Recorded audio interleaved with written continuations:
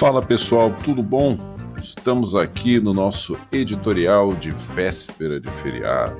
Maravilha, né? Feriadão na terça-feira, coisa boa, né? Sempre é bom a gente curtir um feriado, de preferência aquele feriado que dá pra gente emendar da segunda, do domingo pra terça-feira, dá pra dar aquela matada bem bonita no feriado, né?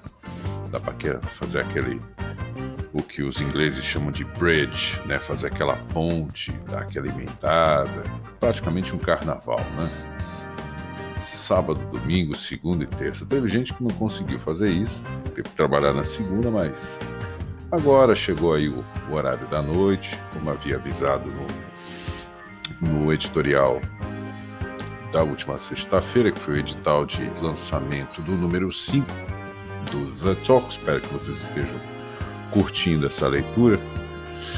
E eu já tinha avisado nesse editorial da última sexta-feira que não haveria o editorial do dia 5. O editorial do dia 5 passaria para a véspera de feriado, porque véspera de feriado é uma data bacana.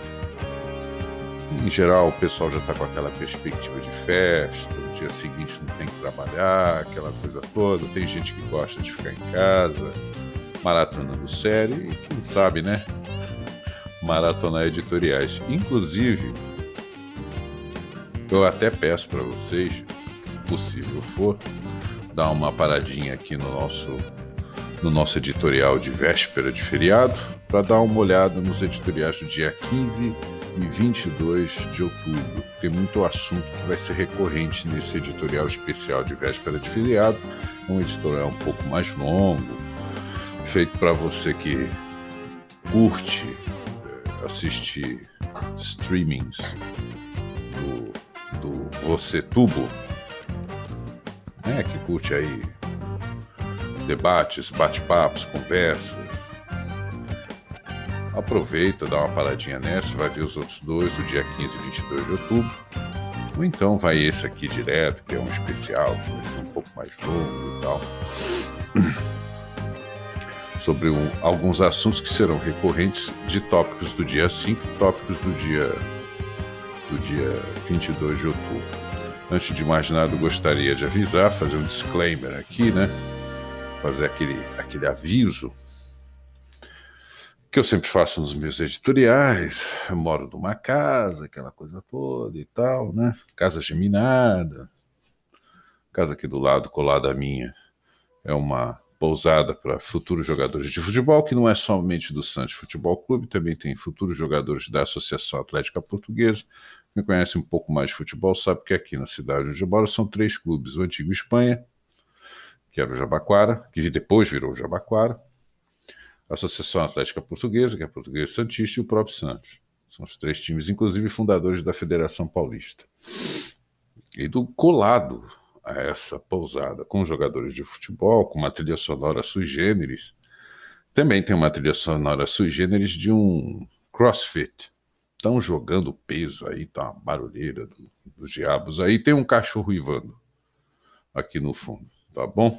Então peço que vocês me deem esse voto de confiança, que tem alguns ruídos aí que aparecerão como latidos de cachorro, gatos brigando, jogadores tocando funk, sertanejo universitário, pisadinha e cães uivando, tá? Bom, pessoal, para a gente começar a nossa conversa agora, nesse especial de véspera de feriado e tal, a chave da análise é muito simples. Tem um cientista político búlgaro que me foi apresentado por intermédio de um outro santista, que é o Paulo Arantes. O famoso Paulo Arantes, que teve uma cobertura especial da revista Cult, questão de 2 meses. O Paulo Arantes, que é formado numa famosa escola aqui da cidade, que é o Colégio Canadá, que também foi o colégio do Neila Torraca, essa coisa toda. E foi o Paulo Arantes que apresentou esse cientista político búlgaro, que também tem algumas matérias que a gente encontra no Le Monde Diplomatique. De vez em quando tem umas matérias com ele lá, algumas coisas que ele escreve lá. É um cientista político chamado Ivan Krastev. E ele, em junho de 2002, participou, na cidade de Edimburgo, na Escócia, de um desses TED Talks. Qual era o contexto da fala dele? O contexto da fala dele imagine, os smartphones começam a dar estouro de venda entre 2009 e 2010, nos Estados Unidos, começa a tomar o mundo, principalmente aqui o Brasil, entre 2011 e 2012, 10, 11, 12, né? Que os smartphones começam a se popularizar com força no Brasil, o brasileiro que é apaixonado por smartphone, e essa fala do TED Talk, do Ivan Krastev no TED Talk, da Escócia, de Edimburgo, é de junho de 2012. Então, mais ou menos batendo ali a coisa da internet, a coisa do smartphone, depois vieram as smart TVs, essa coisa toda. Ele dando contexto dessa revolução eletrônica, né, que pintou no mundo. E como é que isso afetaria o mundo do trabalho, o mundo dos relacionamentos, dos círculos sociais, essa coisa toda. E lá pelas tantas, ele solta a seguinte frase, que eu acho que essa é uma frase que vocês vão ter que guardar para o resto do vídeo, tá? Porque ela é a chave da análise. Que é uma frase que ele diz o seguinte: aquilo que deu certo é aquilo que deu errado. Se a gente fizer uma paráfrase, né? Dar uma parafraseada, uma modificação aqui, a gente muda um pouquinho o tempo verbal para dizer aquilo que dá certo é aquilo que dá errado. Guardem essa frase, tá? Porque ela vai ser importante para o vídeo inteiro, porque eu não vou falar só bem ou só mal das coisas, tá? No dia 15, no editorial do dia 15, eu cheguei a trabalhar um pouco com o espaço ficcional. O espaço ficcional corre o risco? Corre. Por quê? Porque a plateia já não está mais sabendo o que é o certo, o que é o errado, o que é ficção, o que é realidade, o que da realidade que contam para a gente, mas que na verdade é ficcional. Se a gente for ver, esbarra em tudo. Desde os nossos sistemas escolares, incluindo as universidades, enfim, a crise é geral. Nosso amigo Ivando aqui no fundo. Que maravilha. Tá Ivando bem, né? Deve ser um cachorro jovem, que tem bastante pulmão, para dar aquela uivada bem poderosa, como a gente poderia imaginar. E principalmente se você trabalhar com mídia de massa, a coisa piora sensivelmente, né? Você não sabe quem está falando o quê, se é verdade, se não é. Todo mundo está desconfiando de um monte de coisa. Enfim, a coisa ficou maluca, tá? Bom, chega uma hora que você tem que olhar um pouco o lado da plateia. A plateia está completamente abandonada. A coisa já não estava boa antes da pandemia. E com a pandemia, muita coisa foi destruída. E agora a gente tem, depois de 1 ano e meio para 2 anos de pandemia, que ainda não passou, a gente ainda está sujeito a determinadas restrições de movimentação, ocupação de espaço, espetáculos, lugar de aglomeração, a gente ainda está, pode ser que a coisa retroceda para os termos que a gente encontrou, mais ou menos ali em março, abril, maio de 2020. A coisa pode retroceder, dependendo do avanço da doença, da eficiência de vacinas, um monte de coisa, mas isso também não é o tema daqui. Se antes da pandemia já estava ruim, com a pandemia muita coisa foi destruída. Matrizes econômicas que já não existiam nas principais cidades, vamos falar aqui do Brasil, que já não existiam nas principais cidades brasileiras, foram destruídas de vez. Tá? O manejo, a condução das questões envolvendo pandemia, não sei se foram as mais acertadas, e isso também não é um problema brasileiro. Você vê esse tipo de problema em todo lugar do mundo. Parece que ninguém acertou direito no manejo, em como lidar com a doença, com as mortes, com os óbitos, com os sobreviventes, que tem sobrevivente da doença, mas que está sofrendo horrores, com os efeitos da doença, que me parece que teve uma parte dos sobreviventes que tiveram problemas graves, muito semelhantes a aos efeitos que causam no sobrevivente de derrame cerebral, enfim. Mas também isso também não é o assunto aqui, tá? Isso é para mostrar que o quadro que a galera está enfrentando é terrível. E pegou, inclusive, gente que estava devidamente estabelecida na praça durante muito tempo. Estava bem, estava jóia, estava maravilha. Grandes restaurantes, parques, enfim. Quando você foi ver, estava tudo com placa de aluga-se. E um monte de notícia para cá, um monte de notícia para lá. Você olha o noticiário, você não sabe se aquilo é um noticiário ou se aquilo é uma peça de propaganda. Chega uma hora que a própria plateia fica perdida. Com razão. E aí você oferece um livro para essa plateia. Tipo, vamos lá, leia meu livro. Ou leia qualquer livro. E de repente ele olha para o livro e ele não sabe entender se aquilo é um noticiário ou se é um espaço ficcional, fica uma bagunça terrível. Nossos sistemas escolares não andam muito bons para poder fazer essa diferença entre espaço ficcional e espaço real, ou realidade e ficção. E parece que nossos sistemas escolares não andam muito bom para fazer esse tipo de serviço. Não sei o que anda acontecendo. Talvez a gente possa até voltar nesse assunto, passar uma lupa em cima desse assunto e tal, mas a vida da plateia não está muito fácil. Porque a plateia já se apercebeu de duas coisas. Primeiro, aquilo que dá certo é aquilo que dá errado. Essa seria a primeira coisa, e Van Krastev matou a pau. A segunda coisa tem a ver com o abandono. Pela primeira vez, como um evento histórico para toda a humanidade, a gente está percebendo que as coisas têm limites, que as coisas podem acabar, que o cobertor, de fato, é curto. Não tem para todo mundo. É matar ou morrer. Quando tem cobertor, hein? Aqui nós estamos trabalhando com otimismo.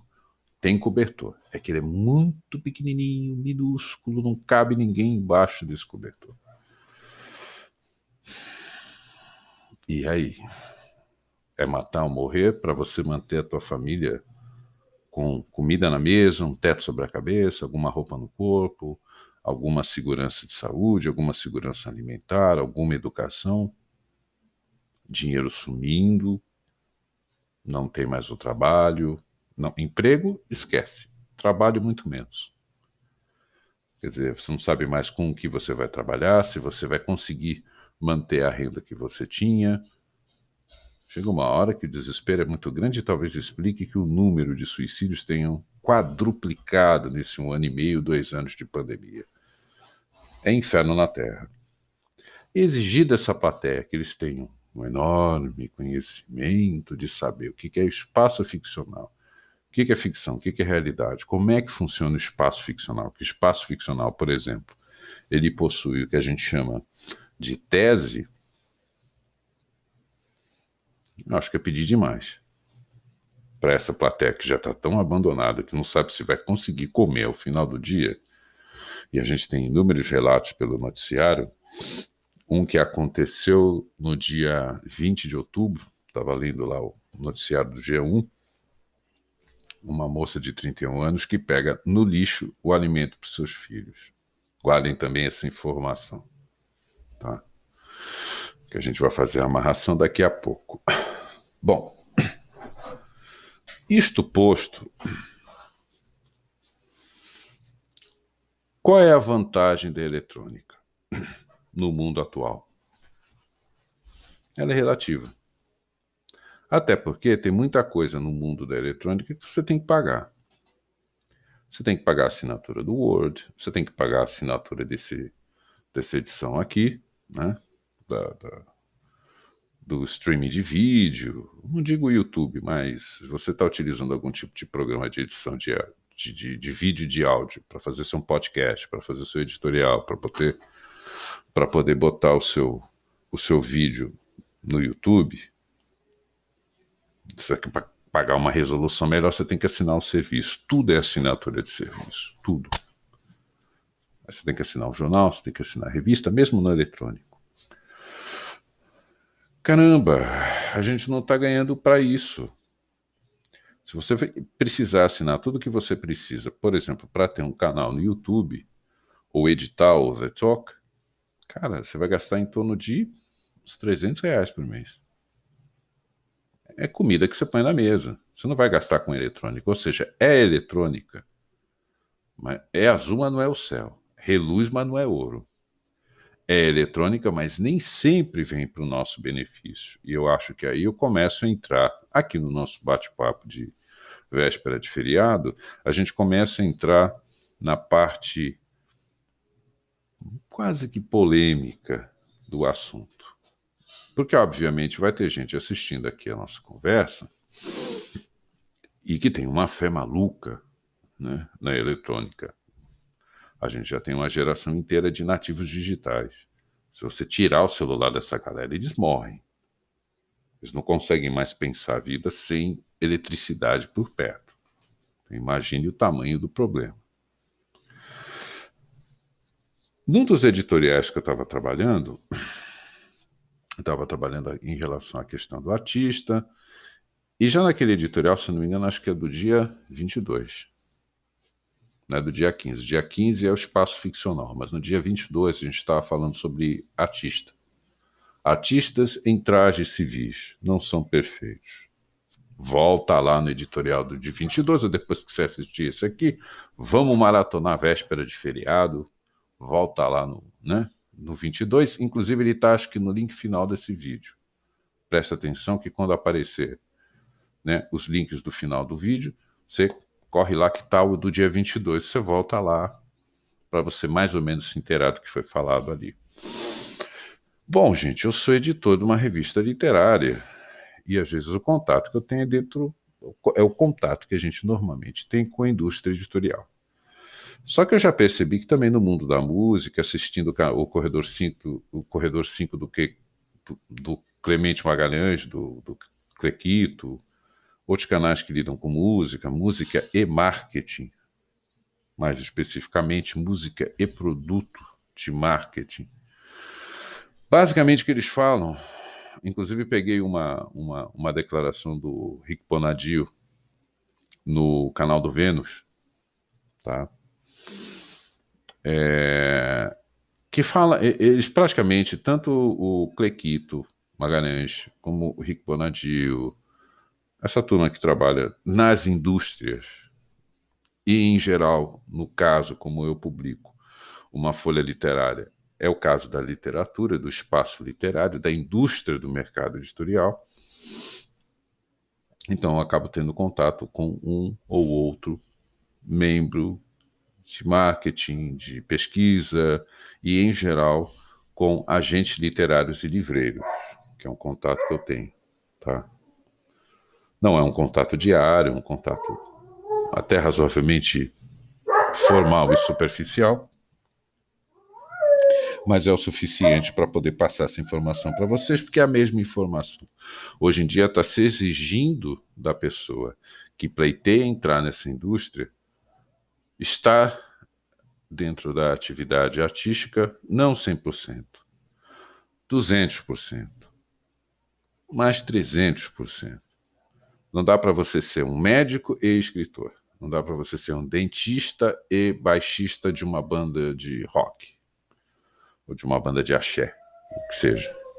Você tem de ser 100% música. Você tem que estar dedicado a essa música, mesmo que você não receba um tostão dessa indústria, posto que você ainda não entrou nela. Ou seja, para você ser um aspirante ou uma aspirante a essa indústria, quem fala muito isso são os agentes literários. Você precisa ter duas coisas: uma atitude profissional com a sua atividade, posto que você precisa mostrar para essa indústria que o seu risco é zero, que você não é nenhum aventureiro desmiolado, um, um moleque, uma moleca, tentando fazer sucesso com o livro. Não é esse o ponto. A indústria seleciona isso com muito rigor, tá? Não é um negócio fácil, não. Você entrar na indústria, especialmente porque temos esse problema. Você vai ter que mostrar esse profissionalismo. Não é um negócio muito simples. Ou seja, você vai ter que, no mínimo, ter uma atitude profissional muito grande.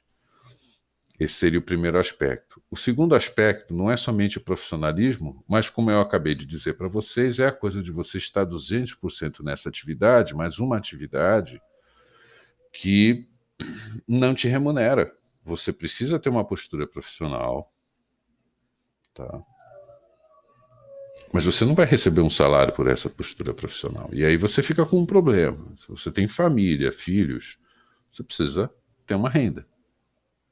Como é que você vai gastar 14 horas do seu dia tentando criar funil de venda para sua publicação, principalmente se for uma publicação autônoma, uma autopublicação? Você vai gastar 14 horas montando as suas estratégias para você se transformar num grande sucesso do mercado editorial. E quem é que paga as contas? Que você não vai receber um tostão por essas 12, 13, 14 horas de trabalho que você vai precisar gastar para mostrar para a indústria que você tem uma atitude profissional, que você merece estar dentro dessa indústria. Que você tem um trabalho bom e que você está oferecendo risco zero para essa indústria. Então você precisa ter uma atitude profissional. Eu até entendo o lado dos agentes literários, porque também tem, imagine, são quase 1.350, 1.370 novos títulos entrando no mercado editorial todo mês. O que tem de aventureiro no negócio é uma brincadeira, né? Como diz o nosso querido...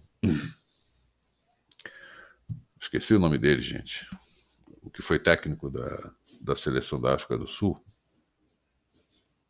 Rapaz, de vez em quando me dá esses brancos, é um negócio vergonhoso.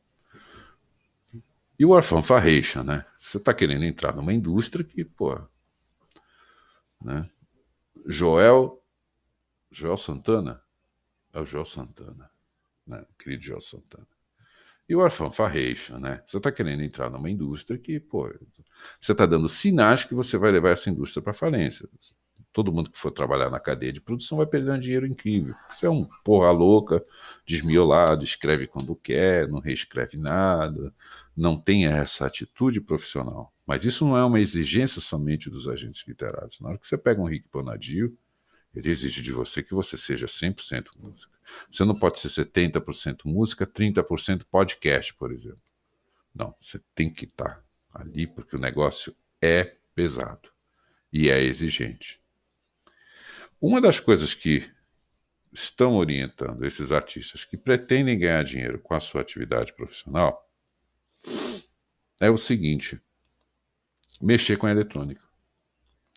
É criar dentro desse funil, tá? Dentro desse relacionamento pela web, Instagram, Facebook, WhatsApp, Telegram, Pinterest e por aí vai, tudo que for possível ser utilizado dentro dessa indústria, em termos de eletrônica, de você criar uma plataforma de plateia, uma plataforma de assistência, né, de pessoas que leem o seu livro, vão ao seu show, compram o seu disco, baixam sua música, seguem você no Spotify, etc, etc. Pois bem, funciona. Esse debate é gigantesco. Não se esqueçam do Ivan Krastev. Aquilo que dá certo é aquilo que também dá errado. Ao mesmo tempo, ele é concomitante. Ele dá certo e errado ao mesmo tempo. Por que dá certo para uns, por que dá errado para outros? As explicações são inúmeras e nenhuma delas convincente. Nenhuma delas convincente. Infelizmente, dado da realidade, aquilo que você aplica para um determinado sucesso do mercado fonográfico, do mercado do livro, do artes e espetáculos, quando você vai passar a lupa, olá, é biônico. O empresário casou uma grana. Aquele algoritmo, né, do Spotify não é bem um algoritmo que voluntariamente coloca você nas listas de sugestões, etc, etc. Tá bom? Então não é bem por aí o negócio. Temos questões a tratar aí na jogada. Pois bem. Inclusive eu vou contar o caso do Spotify, porque aí a gente já começa aí para a nossa amarração do nosso editorial aqui, especial de véspera de feriado. Por exemplo, eu tenho, acho que como todo mundo tem, uma conta de streaming de áudio para ouvir música. E o Spotify ele tem uma coisa muito interessante que é o seguinte: quando você está ouvindo um determinado tipo de música, vamos pensar assim, você está ouvindo um samba enredo, uma escola de samba da sua preferência. Aí você quer ouvir alguma coisa parecida com samba enredo. Você vai do botão do lado e clica. E aparece um menu com várias opções e uma delas é ir para a rádio da música. Você pode fazer isso com o artista também, ir para a rádio do artista. O que significa ir para a rádio da música? Os algoritmos do Spotify, por exemplo, eles fazem uma análise do tom da canção, arranjo, harmonia, quais são os instrumentos que se destacam, e vão procurar na sua base de dados músicas que tenham essa mesma característica, que tenham esses mesmos metadados. Então, por exemplo, você está ouvindo sei lá, um samba do Gonzaguinha, beleza? E esse samba do Gonzaguinha tem um pandeiro e um cavaquinho. Então, quando você vai na rádio da canção, então vocês estão ouvindo lá algum samba do... Não estou recordando aqui do nome específico de um samba do Gonzaguinha, mas vocês estão ouvindo lá e tem lá um pandeiro, um cavaquinho. Quando você clica na ir para a rádio da canção, para a rádio da música, o algoritmo vai procurar todas as canções que tenham pandeiro, todas as canções que tenham cavaquinho, todas as canções em ré, todas as canções cantadas em português. Ela pega esse algoritmo, ela vai fazendo essa separação e de repente coloca para você todas as canções que tem pandeiro. Que tem pandeiro e cavaquinho, os dois separados, que seja em ré, que seja cantado em português, artistas semelhantes ao Gonzaguinha, de repente aparece até o pai dele, Luiz Gonzaga, enfim. Como a rádio, a sugestão do algoritmo para formar a rádio da canção, ou a rádio do artista. Pois bem, minha experiência de Spotify. Se eu quiser ouvir música cantada pelos que hoje são os países que formaram lá atrás a Liga Iugoslava, essa história foi muito curiosa. Hoje são os países Croácia, Bósnia, Sérvia, Herzegovina, Montenegro, tem um monte de países lá que formavam a antiga Liga Iugoslava. Se eu quiser ouvir uma música em croata, o Spotify ele não me oferece uma música em croata. Mesmo que eu tente puxar na busca, ele não vai me oferecer uma música em croata. E esse tipo de coisa vai acontecer acidentalmente. E aí eu vou contar essa historinha que é bastante interessante. Eu tenho por hábito um estilo musical que eu curto bastante, que é um estilo musical vindo da Jamaica, chamada dub. Mas por incrível que pareça, os principais grupos de reggae e de dub, hoje em dia, da eles não são mais da Jamaica somente, tá? Hoje em dia você quer ouvir um bom reggae, você vai, sabe para onde? Para a Sérvia. E tem um grupo de reggae and dub que eu gosto bastante, chamado Smoke and Soul, eles são sérvios.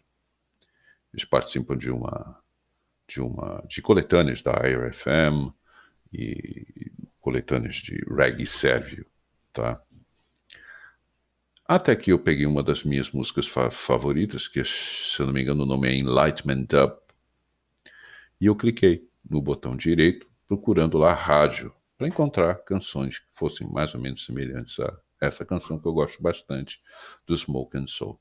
E somente por isso eu encontrei músicas cantadas em croata, em sérvio e em bósnio. Montenegrino também, enfim, são línguas distintas, não são as mesmas línguas, às vezes não são nem parecidas, tá? Ou seja, eu encontrei músicas cantadas em sérvio ou em croata, por acidente, que eu fui na rádio da canção, na rádio da música, e eles me ofereceram, falou, bom, já que esse grupo é sérvio, ó, temos os artistas sérvios que cantam em sérvio, outros que são croatas, cantam em croata, cada um no seu idioma. Porque se eu dependesse, nesses últimos meses, de receber uma música, por exemplo, cantada em espanhol, de uma banda de rock, por exemplo, dos nossos vizinhos uruguaios, Santelezami é uruguaio, El Campo é uruguaio, fazem trabalhos maravilhosos, eles têm canções lindas. Mas se você pedir alguma coisa do pop ou do rock uruguaio, você está na roça. O Spotify não vai te oferecer isso. Ele vai te oferecer língua portuguesa e língua inglesa. Tipo, os grandes catálogos das majors norte-americanas é o que eles vão te oferecer. Eles não vão te oferecer música da vizinhança. Não vão te oferecer Soda Stereo, por exemplo. Argentina. Esquece. Você vai ter que ir lá e buscar. Colocar o nome especificamente, senão eles não te oferecem. Né? Então você monta uma playlist e você vai receber ou está em português ou está em inglês. Você não vai receber o Santelezami, entendeu? Do Uruguai. Esquece. Você não vai ter esses grupos, essas bandas, esses artistas. Independente do estilo de música que você goste. Ou seja, quando você começa a observar isso um pouco mais de perto, você começa a ver que é eletrônica, é algoritmo, mas que para a plateia não funciona. Se a plateia quiser descobrir uma coisa nova, se a plateia tem o desejo de fazer aquela garimpagem, toda a plateia gosta de fazer, de repente vai ter que lutar para quebrar esse algoritmo e poder chegar nesses artistas. Então veja o tamanho da mão de obra que você vai ter que fazer quando você deveria ser ajudado pelos algoritmos. Afinal de contas, o que estão vendendo para a gente? Que algoritmo é a melhor coisa do mundo. Que a eletrônica veio para nos salvar, veio para não sei o que, não sei o que lá, etc, etc. Esse assunto já foi tratado em junho de 2012 pelo Ivan Krastev. Aí vocês vão lá, eu vou deixar aqui na descrição do vídeo o link desse TED Talk. Vai lá no seletorzinho das legendas que já tem a legenda em português, tá? Você escolhe lá, português do Brasil, aparece a legendinha lá embaixo, tá? Já tem esse recurso para essa palestra do Ivan Krastev de junho de 2012 lá no TED Talk de Edimburgo, na Escócia. Está lá disponível. Mas eu vou deixar o link na descrição, ou seja, não tem problema nenhum e tal. Inclusive tem um corte do The Talk em cima dessa frase. Aquilo que dá certo é aquilo que dá errado. Aquilo que deu certo foi aquilo que deu errado. Ele dá errado e certo ao mesmo tempo. Só que agora começando a fazer a amarração para a gente chegar ao final da nossa conversa aqui. Nosso especial de véspera de feriado. Né? Um agente literário hoje em dia pede para que você tenha uma atitude profissional em relação ao seu métier. Justo. Parece que eu estou sendo contra, mas não. Não estou sendo contra, não. É isso mesmo. Tem que ter uma atitude profissional e você tem que entender que o livro é um produto. Você vai ter que trabalhar com o mercado e vai ter que trabalhar com o produto. Simples assim. Não vai ter como escapar. Só que acontece o seguinte, eu tenho que montar uma entourage de vários seguidores no meu Instagram, no meu Facebook, ou aqui mesmo no YouTube, para que eu possa migrar parte dessa plateia para ler o meu livro, meu romance de estreia, que é O Verão no Café Atlântico, ou para ler o The Talk. É fazer essa migração. Porque se eu consigo fazer essa migração por intermédio de rede social, beleza. A indústria vai olhar e falar assim, pô, Marcelo é pedra 90. Vamos colocar o Marcelo na indústria. Eu começo a viver de literatura, eu começo a viver, né, com os rendimentos do trabalho que eu tenho, montando um espaço de leitura para vocês, um espaço literário para os autores que escrevem para o The Talk, todo mundo remunerado dentro do esquema, ou seja, dentro da cadeia de produção, todo mundo vai receber o seu ganho, vai receber o seu ganha-pão. A indústria vai me possibilitar, finalmente, remunerar os meus artistas, finalmente remunerar quem trabalha na cadeia de produção, na produção do The Talk ou dos meus romances literários, etc, etc. Ou seja, eu vou fazer essa migração e, consequentemente, eu vou mostrar para a indústria que eu tenho uma atitude profissional. Mas como é que dá para confiar nessa eletrônica? Se ela está dando sinais de que, de repente, esse algoritmo nem sempre é confiável. Ah, hoje nós temos os algoritmos. Vamos fugir do jabá que rolava nas rádios. Isso acontece muito na indústria do entretenimento para música, né? Essa indústria do mercado fonográfico, que a gente chama de mercado fonográfico. A questão do disco, CD, DVD, stream, hoje em dia é tudo streaming, não tem mais o DVD. E, enfim, você vai descobrir o artista, você não descobre bem o artista, não. A rádio ficou completamente nichada, as rádios hoje em dia trabalham com nicho, e ainda tem o jabá. E quer saber, pelo que eu estou observando, por parte de streamers de vídeo, está rolando jabá para esse algoritmo funcionar em favor de determinadas listas, de determinados playlists, de determinados artistas. Porque se hoje eu quiser ouvir uma música em chinês, eu vou ter uma enorme dificuldade por parte do Spotify de chegar nessa canção. Simples, porque o algoritmo que está ao meu redor ou é língua inglesa ou é língua portuguesa. Não faz o menor sentido o algoritmo me sugerir um artista de jazz chinês. Por exemplo, os artistas de pop e de jazz do Japão e da Coreia são maravilhosos. Na hora que você vai ouvir uma China Ringo, meu Deus, que mulher é aquela, bicho? Você pede em casamento. Mas para tu chegar na China Ringo, meu irmão, é uma puta mão de obra. Tu tem que fazer uma puta correria para driblar o algoritmo. E aí chega Rico Bonadio, Clemente Magalhães, os agentes literários que eu conheço, chega e fala assim, não, trabalha com a tua plataforma, com os teus leitores, mantenha um relacionamento diário com os teus leitores, por um Facebook, por um Instagram, por um Twitter, por um...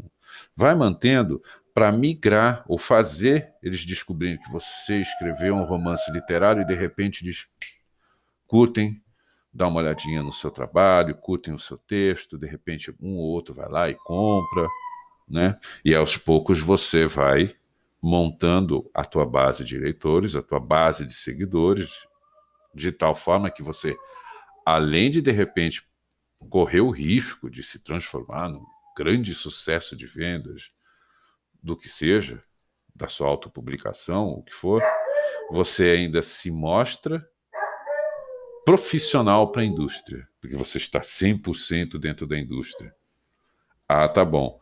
Mas se eu for confiar nos algoritmos fornecidos pela Alphabet, Alphabet é o que cuida do Instagram, perdão, é que cuida do Google, do buscador e do esse aqui, nosso canal aqui no YouTube, pertence à Alphabet. Por exemplo, dependendo do tipo de assunto que eu estiver tratando com você, já era.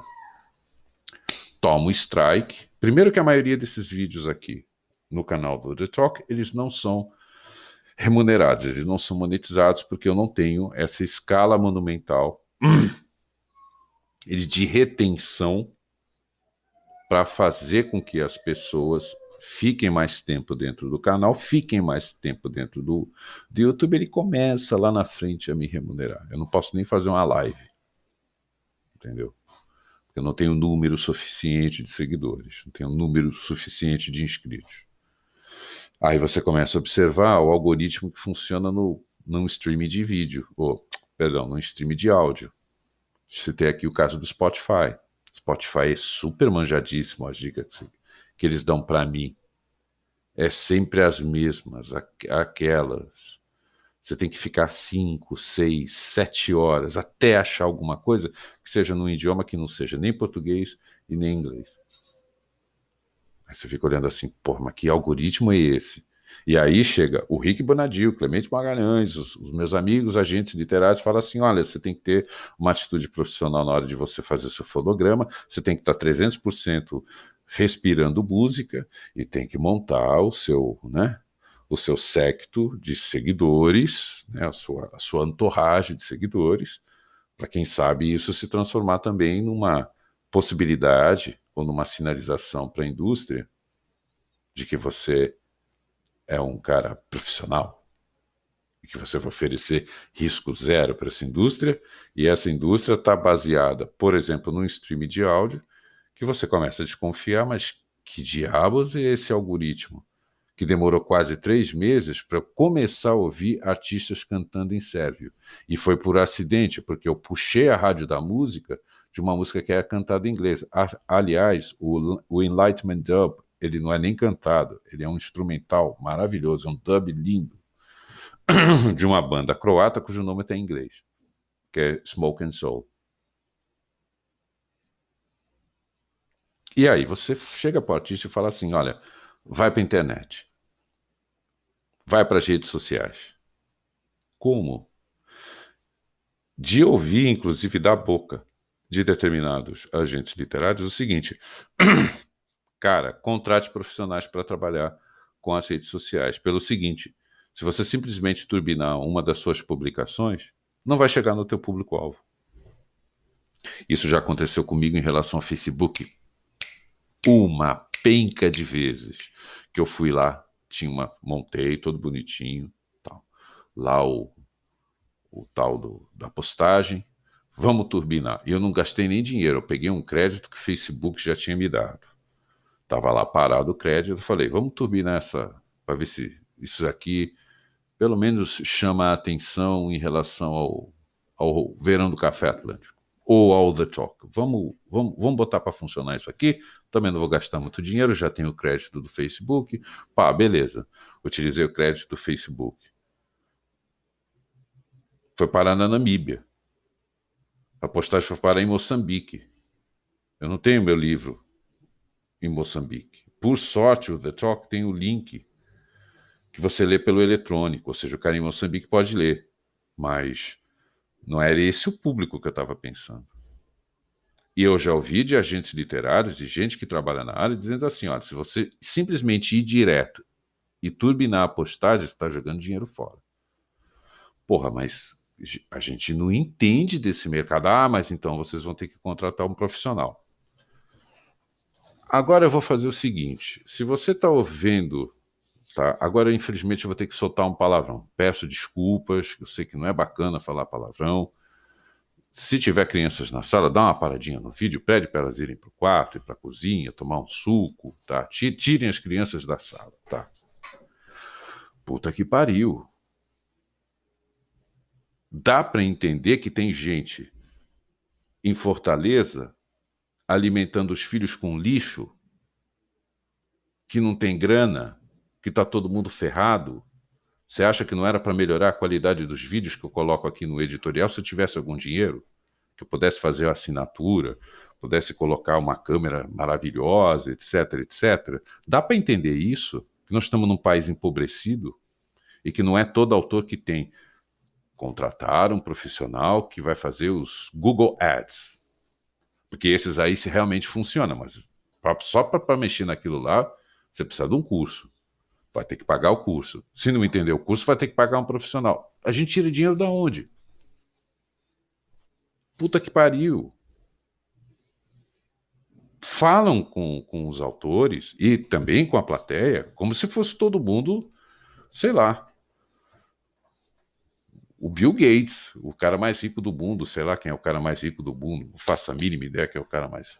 O George Soros, sei lá, o Warren Buffett, tem dinheiro, ele nem sabe que ele está ganhando esse dinheiro. Pô, a gente é pobre, bicho. A gente luta com o que tem.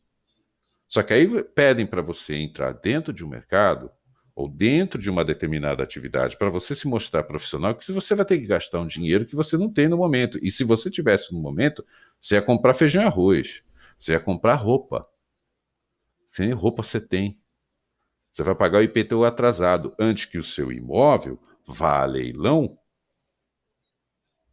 para poder pagar a dívida que você tem com a prefeitura por conta do IPTU atrasado, e o que sobrar, você vai morar nas periferias da cidade, ou você compra uma barraca de campo e vai morar na calçada. E não vem dizer que para mim que essa realidade não existe. Vai lá no pátio do colégio em São Paulo, fala lá com o padre Lancelotti, que ele te explica direitinho como é que você vai parar lá.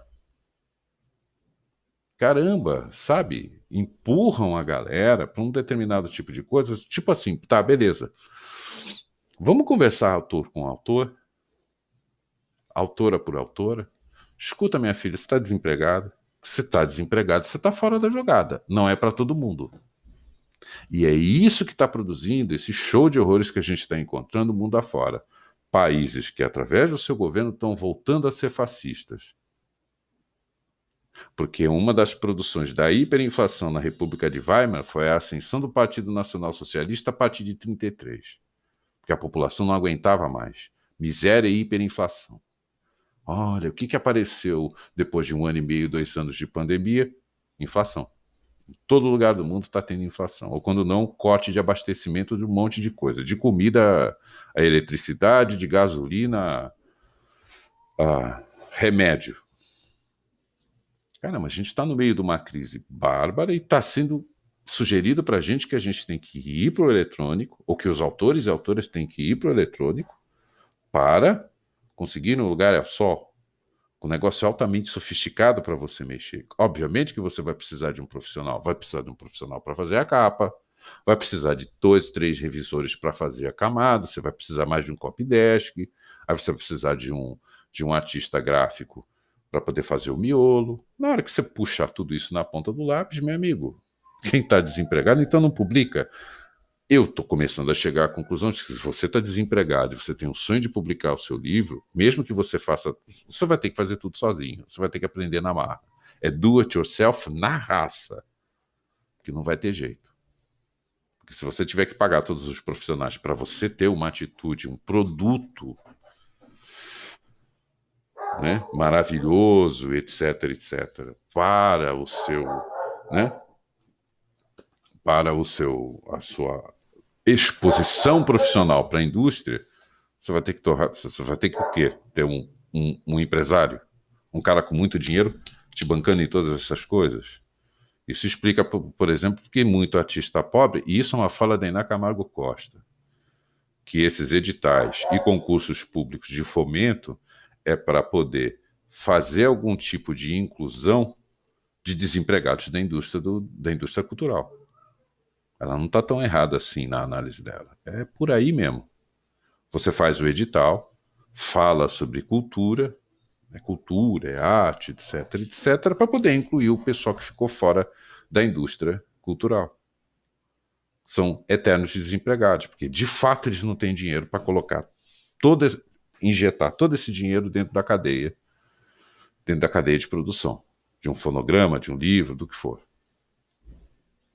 E aí a gente está sendo empurrado para tentar fazer isso por fora, por intermédio de um, como é que se diz? Por intermédio de uma via eletrônica que a gente está vendo que, caramba, antigamente você tinha o jabá na rádio, será que está tendo jabá para algoritmo? Olha, né? Será que tem? As minhas últimas experiências com os programas que vendem os streams de áudio tá bem estranha, viu? Eu não vou bater um martelo aqui, mas tá bem estranha. O tipo de sugestão que eles ficam dando pra gente não tem nada a ver com a nossa cara, pelo menos com a minha não tem, tá? Para finalizar agora, já que a gente está no nosso especial aqui de véspera de feriado, nosso editorial meia boca, bem meia boca, sem fins lucrativos, tudo isso a gente pode resumir numa coisa. Na frase do Ivan Krastev, aquilo que dá certo é aquilo que dá errado. Ninguém tem a resposta. Ninguém tem a resposta. E a gente pode fazer a amarração final antes da gente terminar no seguinte. Isso também foi falado no editorial do 22 de outubro. O artista vazio. Artistas em trajes civis são muito parecidos com plateia.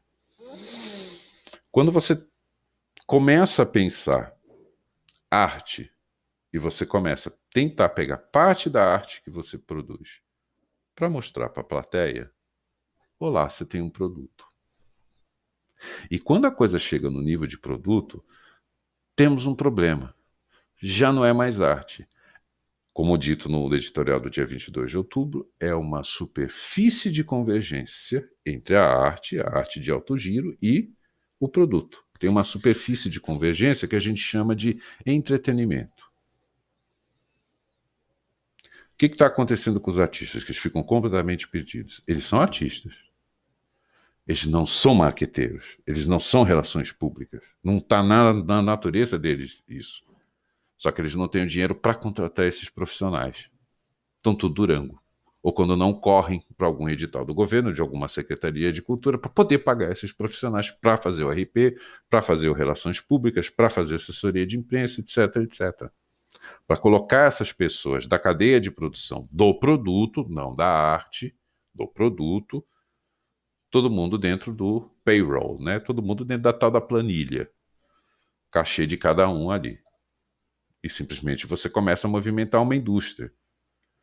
Onde é uma indústria que onde ela aproveita a atividade comercial desse produto a partir da superfície de convergência, de uma superfície, né, de um rala-rala, uma superfície de convergência que tem ali entre a arte, de verdade, arte pela arte, art for art's sake, e entretenimento. Resultado dessa fricção é o produto. Produto. Você está querendo dar uma mostra da sua coreografia para uma plateia um pouco maior. Aí você precisa de uma caixa cênica, você precisa de um teatro, você precisa ensaiar, você precisa receber por esse ensaio. Você vai ficar 14 horas por dia ensaiando, você não vai receber nada. Você come o quê no final do dia? Então você precisa que esses ensaios sejam remunerados. Não tem dinheiro na iniciativa privada? Se é um desempregado da indústria cultural, corre para os editais do governo. Só que agora a galera está de olho, o eleitor está de olho nesses editais do governo. Porque não existe Artebras, existe Petrobras, mas não Artebras. Por quê? Arte, no fundo, ele não é nem trabalho e nem emprego. Ele passa a ser trabalho visto como emprego e a sua devida remuneração, se você quiser entregar para uma plateia que se interessa por aquilo que você escreve, por aquilo que você faz, um pedaço desse teu talento. Aí virá produto. Aí virá produto. E quando vira produto, temos a Artebras, então? Já dava para fazer, né? Petrobras, Gasbras, a Artebras. Para trabalhar com produtos culturais. Só que arte não é emprego. Arte não exige postura profissional. Postura profissional é quando você quer pegar um pedaço desse seu talento para ofertar para a tua plateia. E aí você precisa pensar num produto. Aí você vai ter que ser profissional. Mas a arte em si não exige sequer disciplina. Exige disciplina você escrever bem? Escreve, repete. Escreve, repete. É que nem bailarino. Giro, giro, né? Giro, giro, giro. Fico o dia inteiro fazendo giro. 8 horas de giro.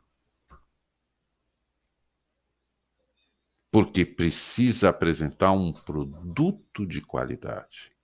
Mas a arte em si do giro, ela não tem valor e nem dá para ser remunerada. Ela é bonita e ela é bela e ela é um encanto para a mente, para o coração e para o espírito. E isso o dinheiro não alcança. O dinheiro alcança quando você tenta pegar isso, transformar numa espécie de produto, porque você precisa entregar essa porção desse teu talento para uma plateia. Aí temos um produto. Aí sim, como entretenimento, você tem emprego e renda. Aí já dá para pensar no assunto. O que acontece é que a cadeia de produção, tá? Essa cadeia de produção, ela está pedindo para você um profissionalismo em cima de produto, não em cima de arte. Aí o debate, a gente que já está falando quase 1 hora aqui, vai ficar gigantesco. Eu vou deixar isso para o editorial um pouquinho mais para o final de novembro, a respeito desse assunto. Tá bom? Pessoal, curtam o feriado, sejam felizes. Esse feriadão maravilhoso, né? De terça-feira. Não é, obviamente, o melhor dos feriados, que é um feriado de finados. Tem muita gente que vai visitar o seu ente querido, né? Não é um feriado muito alegre e tal. Mas é um dia de descanso numa terça-feira. É quase o que um quem conseguiu emendar o carnaval, quase um carnaval, certo?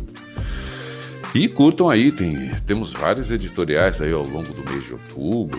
Sintam-se à vontade, sintam-se felizes, vamos maratonar aí os editoriais do The Talk. Tem um monte de canal de corte com debates muito mais bacanas do que esse que a gente está fazendo aqui, tá bom? Que ótimo que vocês vieram nessa véspera de feriado, nesse 1º de novembro. Fico feliz, já avisando vocês que o de sexta-feira foi para esse dia 1º, à noite, tá bom? Então, o de sexta-feira não vai rolar, só vai rolar o da outra sexta-feira. Gente, não tenho como agradecer a atenção de vocês até agora, tá bom? Esse assunto vai continuar ao longo do mês, e principalmente nas festas de final de ano, que a gente vai botar nesse assunto, tá bom? Esse é, de fato, um editorial especial, por isso ele está tão extenso assim. Agradecer a presença de vocês e desejar a vocês um excelente feriado. Quem conseguiu emendar, maravilha. Quem não conseguiu, vai poder maratonar esse vídeo quantas vezes quiser. Sintam-se à vontade de tocar no assunto, fazer seus comentários dentro do devido respeito, por favor, né? Apesar dos palavrões, alguns que eu soltei aqui. E, gente, de coração, meu muito obrigado. Beijo no coração, gente. E até o próximo editorial, que não será nessa sexta-feira, será o da sexta da outra semana. Curtam o feriado, sejam felizes. Muito obrigado pela presença. Beijo no coração e até a próxima.